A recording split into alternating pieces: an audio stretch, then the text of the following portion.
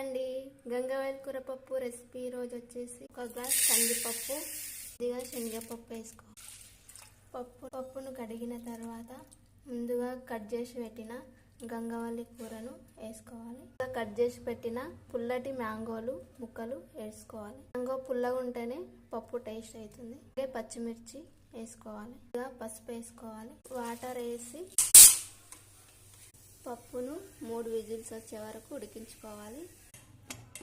చల్లారిన తర్వాత మూత తీసి చక్కగా ఉడికిందండి.